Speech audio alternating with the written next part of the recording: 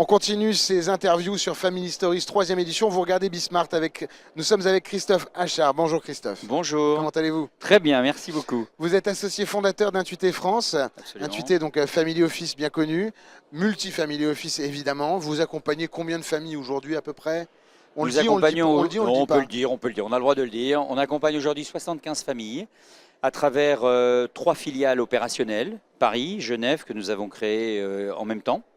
Luxembourg que nous avions ouvert mais que pour l'instant qui est en sommeil, et Bruxelles aujourd'hui qui est opérationnelle également. Magnifique. Et 60% de notre clientèle est aujourd'hui une clientèle étrangère et le reste est en français. Vous étiez aujourd'hui sur un panel qui parlait vraiment de structuration fiscale notamment, patrimoniale. Patrimoniale plutôt. Patrimoniale. Oui. Alors voilà, patrimoniale, pardon.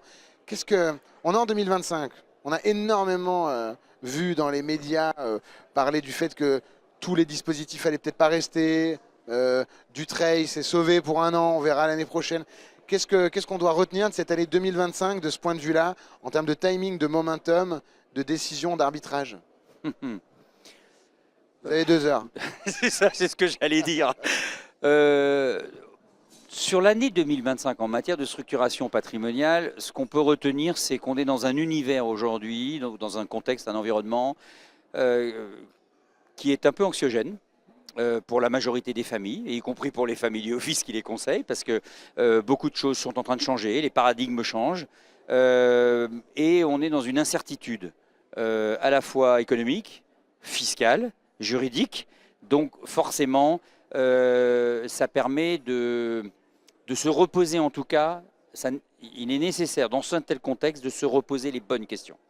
Et donc je dirais que sur 2025, face à ces incertitudes, c'est bien d'en profiter pour revoir la structuration patrimoniale qui a déjà été réalisée et opérée. Est-ce qu'elle est toujours d'actualité? Est-ce qu'elle doit évoluer? C'est dans les moments comme ça, un peu d'incertitude, difficile, qu'il est bon de revoir la structuration patrimoniale qui a été faite. Qu'on travaille le cœur du réacteur peut-être. Exactement. Je rebondis sur ce que vous me dites parce qu'on a parlé de ces incertitudes aujourd'hui sur ce plateau et j'ai eu quelques family officers, quelques familles, quelques avocats, des gens de private banking également, qui m'ont parlé de ces sujets. Mais je voulais vous demander, à vous Christophe, quelle est la boussole d'un family officer quand on est au cœur de la tempête? Parce que les boîtes familiales vous répondent, nous c'est le long terme, ça nous permet d'être plus serein, de prendre des décisions peut-être moins basées sur l'émotion et ainsi de suite. Mais en tant que family officer, dans votre rôle, est-ce que vous avez une boussole dans cette période? Oui.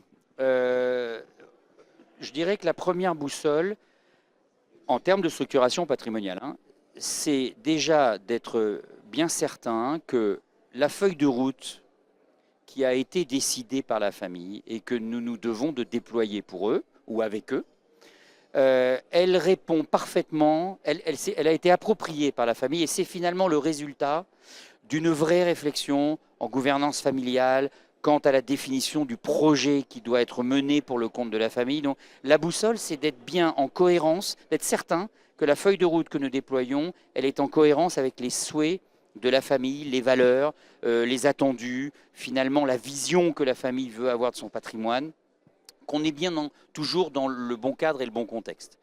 Et la deuxième boussole, c'est d'être capable de remettre en cause finalement, ou de se remettre en cause en disant est-ce que ce qu'on fait là aujourd'hui et ce qu'on déploie, c'est toujours pertinent, la plus par rapport, eu égard aux objectifs de la famille, puisque ça doit être en cohérence, mais au contexte.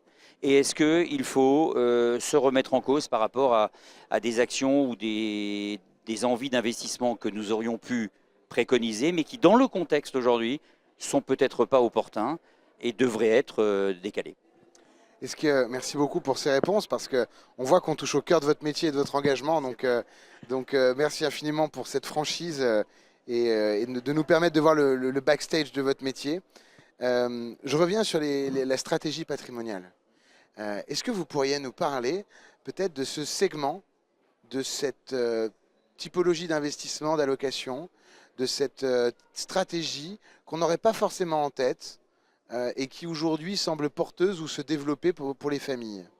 Est-ce qu'il y en a une? Est-ce qu'il y a quelque chose qui montre que vous voyez soit en prospective, soit en bilanciel sur les 5 dernières années?